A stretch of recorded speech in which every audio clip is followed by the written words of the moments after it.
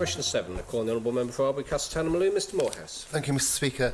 I would like to ask the Minister for Education, Sport and Culture if we'll make a statement on progress with a new school at Castle Rushen. On the Minister for Education, Sport and Culture to reply.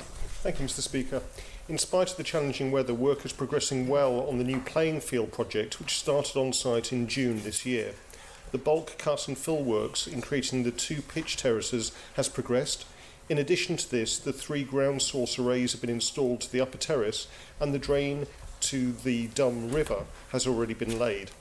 Work will shortly be suspended for a winter break as planned prior to recommencing in the new year with the completion of the lower terrace and installation of the final array, and work progressing on the specialist formation of the pitches, including pitch drainage prior to seeding. Other works to be undertaken in 2021 include fencing works around the boundary and the provision of new cricket nets and wicket. Following the establishment of the pitches, we will be on track for them to be playable by September 2022 as planned. This is the vital first stage in building a new high school which will occupy the site of the existing playing fields.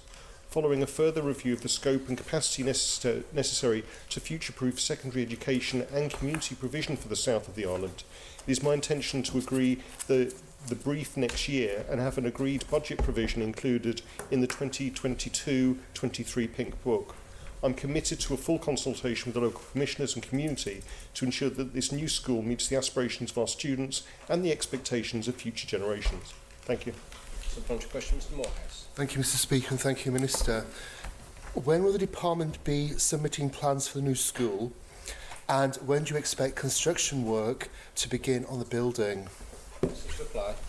Thank you very much, Mr Speaker. As I said in my original answer, we are working to review the scope and capacity of the school with Treasury.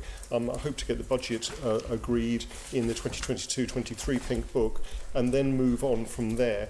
We will be working on the brief and appointing a design team, and we hope that the initial construction will begin in 2024. Thank you. Question, Mr Moorhouse. Thank you, Mr Speaker, and thank you, Minister.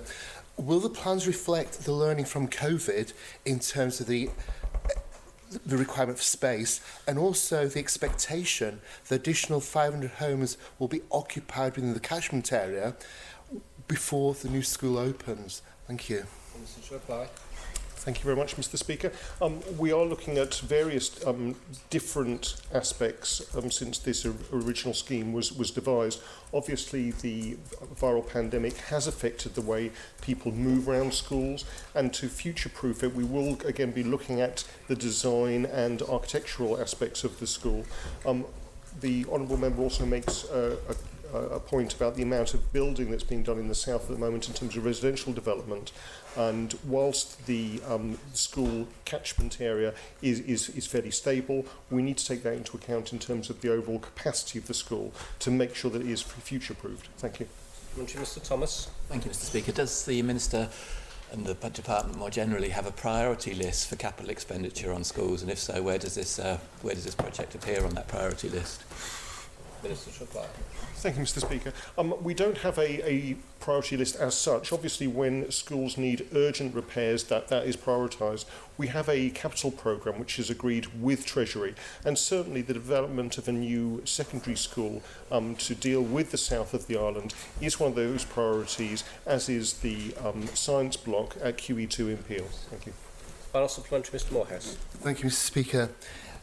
Is the development being progressed as a new school or as a new school with a community and sports hub for the south of the island? Minister to reply. Thank you very much, Mr Speaker. I think the development of any government facility should also look at the knock-on benefits it can have to the local community. Most of our schools are already open for community use, whether that be sports or culture, and certainly a new school at Castle Rushen will continue to do so. We've seen around the island schools being used in terms of performance space. The live screening initiatives and opportunities have been very important for local communities as well, and those will be looked in when we get the design brief for this new building. Thank you. Please like and subscribe to the Isle of Man TV channel. Thank you.